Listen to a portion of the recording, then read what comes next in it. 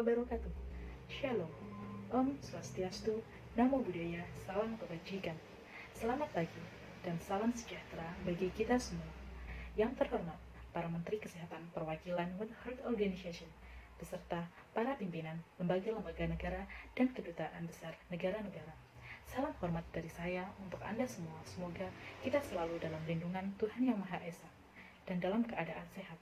Delegasi yang terhormat, saya Verlian Primadini, merupakan mahasiswa dari Fakultas Kesehatan Masyarakat Universitas Jember, merupakan perwakilan dari negara Indonesia. Pada kesempatan kali ini, saya akan berbicara secara singkat terkait permasalahan yang sedang kita hadapi saat ini, yaitu pandemi COVID-19. Pandemi COVID-19 merupakan salah satu masalah kesehatan global, di mana terjadi di berbagai daerah, termasuk Vietnam, Filipina, Thailand, dan juga Indonesia. Hingga 23 Desember 2020 telah tercatat sebanyak 76.382.044 jiwa yang terkonfirmasi positif COVID-19 dengan jumlah kematian sebesar 1.702.128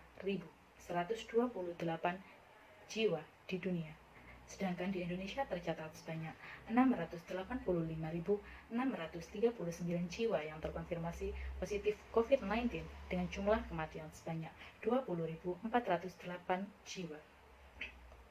Indonesia merupakan salah satu negara yang termasuk dalam 15 besar negara dengan kasus tertinggi COVID-19 di dunia. Awal kemunculan COVID-19 di Indonesia yaitu pada bulan Maret tahun 2020 hingga saat ini masih terjadi peningkatan. Meskipun telah dilakukan berbagai upaya dalam penanganan COVID-19 seperti penerapan protokol kesehatan yang meliputi memakai masker, melakukan social distancing, dan juga melakukan penjagaan jarak, serta di berbagai daerah di Indonesia telah menetapkan kebijakan masing-masing dalam penanganan COVID-19. Selain upaya-upaya tersebut, Indonesia juga melakukan kerjasama lintas sektor dengan berbagai negara dalam penanganan COVID-19. Yang pertama, Indonesia melakukan kolaborasi dan kerjasama sektor kesehatan ASEAN, di mana kerjasama tersebut diperoleh dari pertemuan video conference Menteri Kesehatan ASEAN. Dalam pertemuan tersebut, diperoleh hasil joint assessment yang berisi terkait komitmen dan juga kesepakatan yang berkelanjutan untuk melakukan pertukaran data dan juga informasi perkembangan terkait COVID-19 melalui mekanisme kerja yang sudah terjalin. Kemudian, melakukan koordinasi kontak tracing dan juga melakukan penyelidikan COVID-19 melalui mekanisme bilateral dan juga regional, serta berbagi materi teknis dan juga mobilisasi sumber daya dalam peningkatan sistem kesehatan nasional dan regional. Para Menteri Kesehatan ASEAN menekankan bahwa perlu adanya kerjasama dalam peningkatan kapasitas dan penyediaan obat serta alat kesehatan sangat penting dalam penanganan COVID-19. Peran Indonesia telah diapresiasi oleh Sekretaris Jenderal ASEAN dan mendapatkan dukungan dari negara-negara anggota ASEAN sebagai upaya penanganan COVID-19 di tingkat global. Yang kedua, Indonesia juga melakukan kolaborasi dengan negara anggota ASEAN Development Bank untuk menangani dampak dari pandemi COVID-19. Yang ketiga, Indonesia juga melakukan kerjasama bilateral dengan negara Korea Selatan, yang salah satunya ekspor alat kesehatan COVID-19 termasuk alat pelindung diri dan juga alat rapid test. Dengan kerjasama yang dilakukan diharapkan dapat menyelesaikan masalah pandemi COVID-19 baik di tingkat nasional maupun di tingkat global. Semakin banyak kerjasama yang terjalin di berbagai negara tentu akan meringankan tantangan dalam penanganan COVID-19.